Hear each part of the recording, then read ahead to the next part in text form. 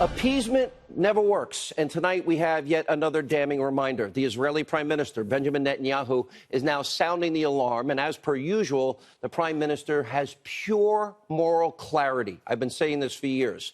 Now, the Prime Minister is revealing, according to thousands of pages of official documents obtained by intelligence sources, Iran's nuclear weapons program is alive and well. The Iranians call it Project Ahmad. It is secret. It is illicit. It is an ongoing scheme to construct nuclear weapons and the means to deliver them, including a very specific plan to develop 5 warheads, each containing a 10-kiloton yield. Now, here's what the Prime Minister, Netanyahu, said about this program in an incredible press conference, incredible bit of intelligence earlier today. This was Iran's chance to fully come clean to the IAEA.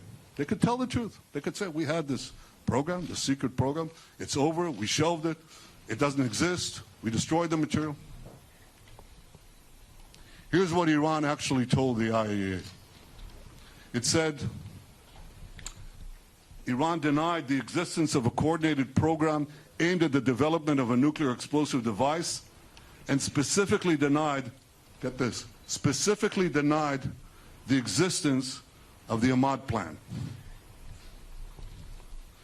The material proves otherwise, that Iran authorized, initiated, and funded Project Ahmad, a coordinated program aimed at the development of a nuclear explosive device.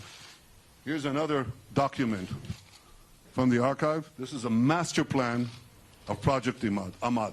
I'm told the Prime Minister did all of that entire presentation, PowerPoint, without any notes. Now, remember, this comes just 3 years after President Obama signed off on what is the worst deal in the history of the United States, frankly, the world. That was the multilateral agreement where the United States agreed to unlock $150 billion of frozen Iranian assets and send another $1.7 billion in cash, including an initial $400 million down payment, literally shipped in cargo planes and cash in other currencies. Now, some critical U.S. sanctions against Iran were lifted at the time. What did we get in return? A promise from radical Islamic mullahs of Iran that they temporarily halt their nuclear weapons program? The same mullahs that actively plan for the destruction of Israel, the same mullahs that chant death to America, death to Israel, that fund terrorism all over the world, that are fighting proxy war after proxy wars in Iraq and Syria and elsewhere, the same mullahs that are responsible for killing U.S. soldiers in Iraq, holding other Americans hostage. Remember, Obama told us, well, this was good for the world, but we warned you. This agreement was always a sham. No different than when Neville Chamberlain declared peace in his time and signed off on a deal trying to appease Adolf Hitler. No different than when Bill Clinton appeased Kim Jong-un's father, Kim Jong-il, and the agreement Clinton promised, this is a good deal for the American people. It will halt North Korea's nuclear weapons program and ambition once and for all. And in 2015, Obama wanted you to believe, once again, if only we kiss the rings of despots and radicals and dictators, somehow they're going to be nice to us. Faulty, failed logic. Appeasement never works. President Trump now faces a very important decision, whether or not to hold Iran accountable and pull the U.S. out of this deeply flawed agreement. Here's how President Trump reacted to these incredible breaking developments today. In 7 years, that deal will have expired, and Iran is free to go ahead and create nuclear weapons. That's not acceptable. 7 years is tomorrow. That's not acceptable. It's a horrible agreement for the United States, including the fact, Mr. President, that we gave Iran $150 billion and $1.8 billion in cash. Nigeria would like some of that. $1.8 billion in cash and $150 billion. You know what we got? We got nothing. We got nothing. So that doesn't mean I wouldn't negotiate a new agreement. We'll see what happens. But I think, if anything, what's happening today and what's happened over the last little while and what we've learned has really shown that I've been 100% right. There are moments in history you have to learn from, and the devastating failures of appeasement, Neville Chamberlain, Bill Clinton in his day, President Obama in his way. It all has taught us appeasement never works. Peace through strength does work. Now, this brings us to our next topic, President Trump's historic diplomatic progress on the Korean Peninsula. Now, instead of trying to appease Kim Jong-un or bribe him with boatloads of cash, President Trump took some very tough measures.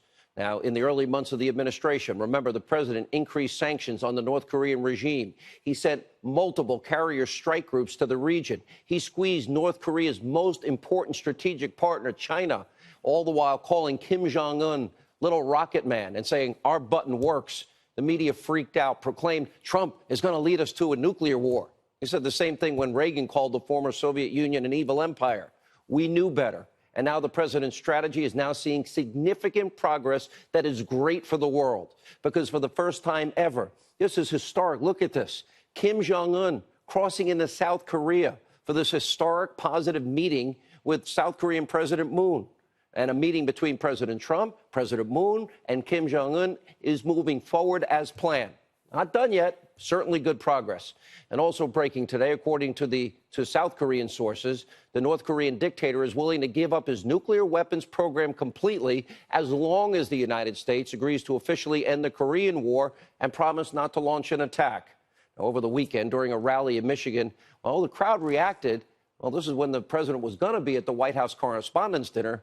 And I proudly, in 30 years of radio, 23 years on TV, have never been to a single one. I'm proud of that. This is how the crowd reacted to the developments on the Korean Peninsula. Take a look. I remember, it was very rough 3-4 months ago.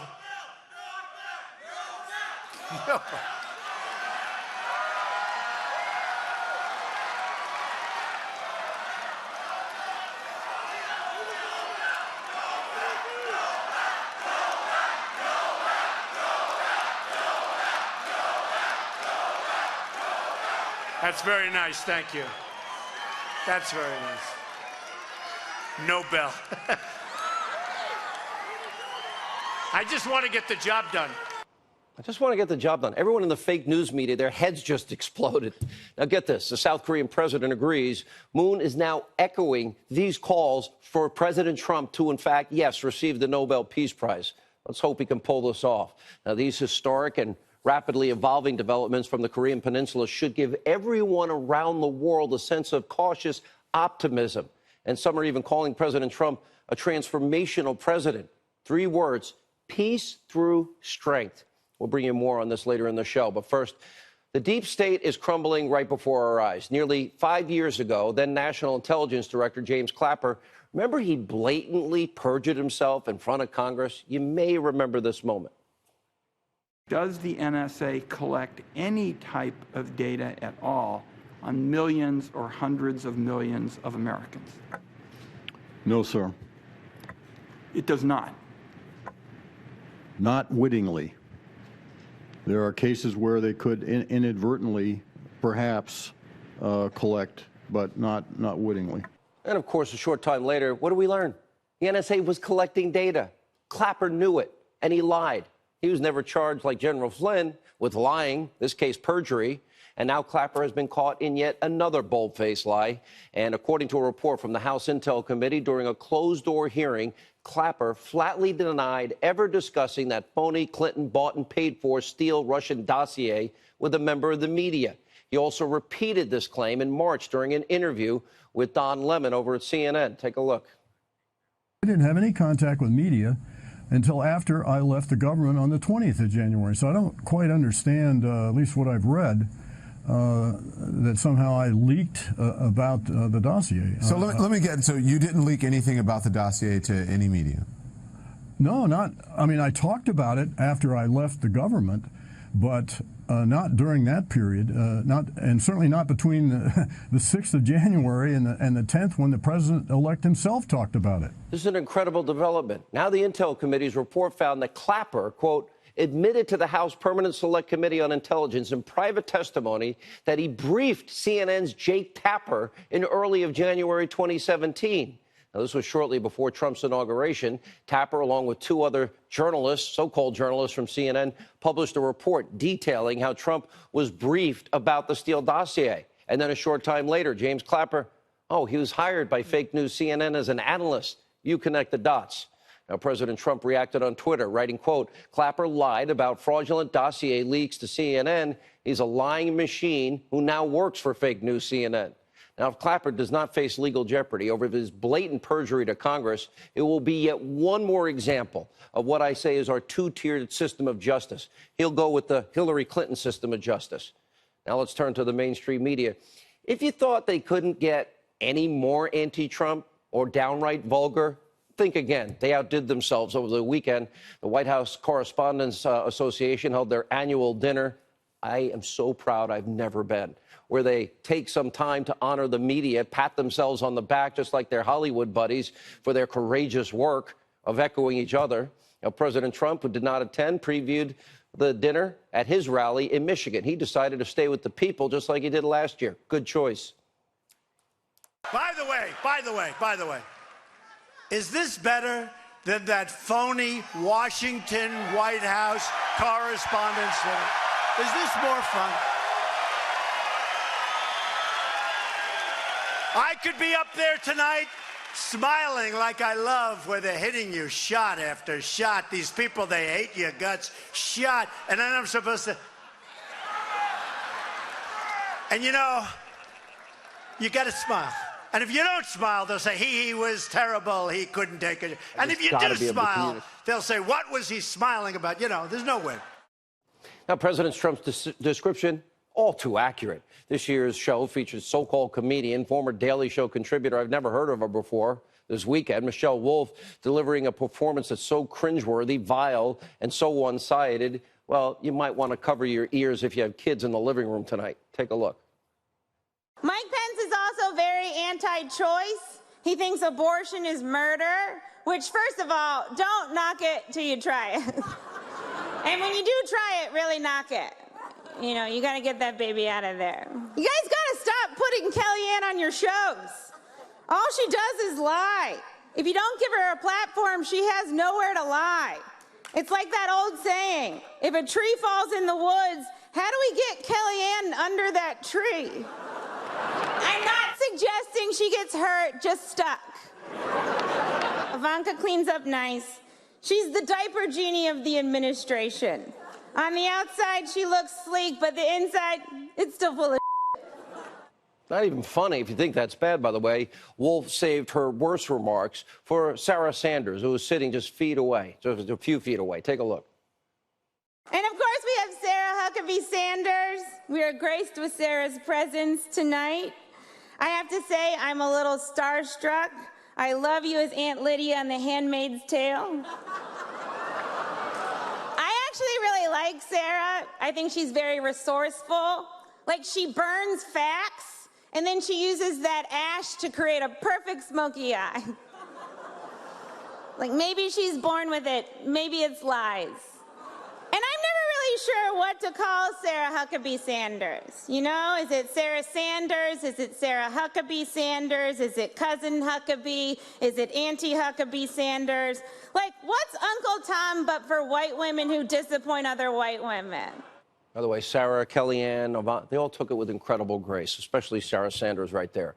This performance, or so-called performance, was so bad, so mean-spirited, that even the association's president expressed regret over Wolf's remarks, and some in the mainstream media, even they called out this so-called comedian. Take a look.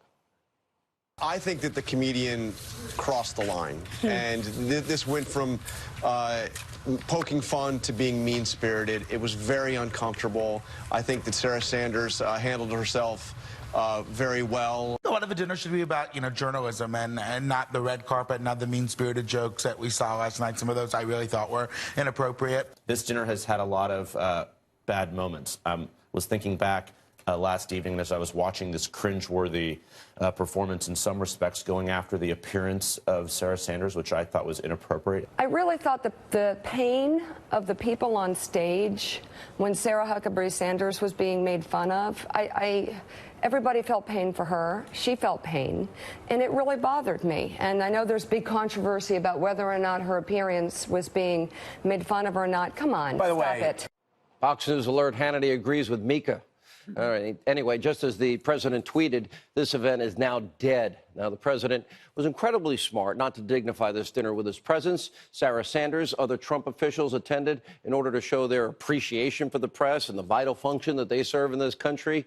And they were promptly mocked and degraded The press deserves no such consideration going forward. I've said it before, I'll say it again. Journalism in this country is absolutely dead. They're not journalists. They're opinion advocacy hosts. They don't admit it. Our last story tonight comes from our southern border. For weeks, we have been tracking this large caravan of migrants from Central America as they march through Mexico, headed to the U.S. border. Mexico does nothing, and now dozens of migrants have arrived at the border, and they're demanding entry into the U.S., with some attempting to scale a border fence in California. President Trump weighed in also earlier today. Take a look. We are a nation of laws. We have to have borders. We don't have borders, we don't have a country. And I've been watching for weeks as the caravan came up. And, you know, the Mexican laws are very tough on immigration, extremely tough. And it started out with way over 1,000 people. I guess now it's down to about 100. You got to have a wall. And we need border security. And we will have border security. As you know, we're sending many, many National Guardsmen down to the border. Most of them are already there. And that's having a big impact. But we need a change in the law. Where's the Mexican government? They went all through Mexico. And by the way, they usually imprison people from Central America, El Salvador, Nicaragua, or they just return them and deport them immediately. Now, for decades, they've turned an all too obvious blind eye as millions of their citizens, as well as citizens from other countries, show no respect to our laws, our sovereignty, our borders, our citizens. This is an issue of national security, an issue of U.S. sovereignty. Mexico needs to be held accountable. And most importantly, it's time for the wall to be built on our southern border.